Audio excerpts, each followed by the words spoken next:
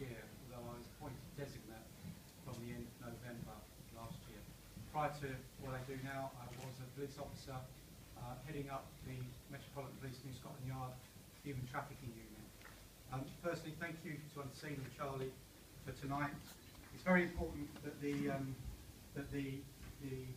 events like this are brought to people, the community, so you understand and begin to understand what the issue of modern slavery is.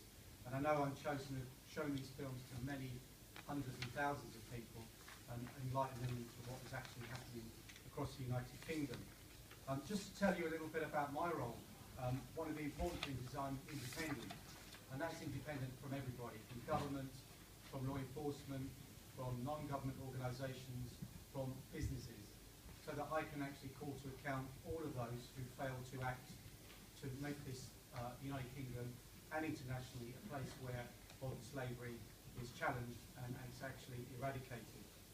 So when we see the films tonight, those three films, they're, as Anne says, very typical of what happens every day in the United Kingdom.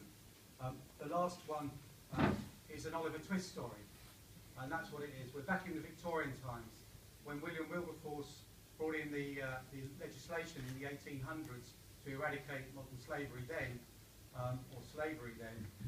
He didn't think that some 230 years later it would be alive and kicking and well and flourishing.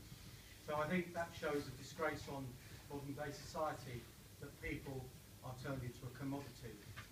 And one of my big parts of my role is working internationally, because when we see the cases there, you can see how much of it is foreign nationals who are being brought to the UK, sold as a commodity and exploited. So I want to work internationally to actually help countries to get sustainable processes where they can't actually, people don't want to leave, or people are aware of the risks. Only 2 weeks ago I was in Nigeria, which is the third most popular country from where people are trafficked, and saw the horrors that people face there. But actually I'm looking around how real long-term sustainable development can improve the lives of people there.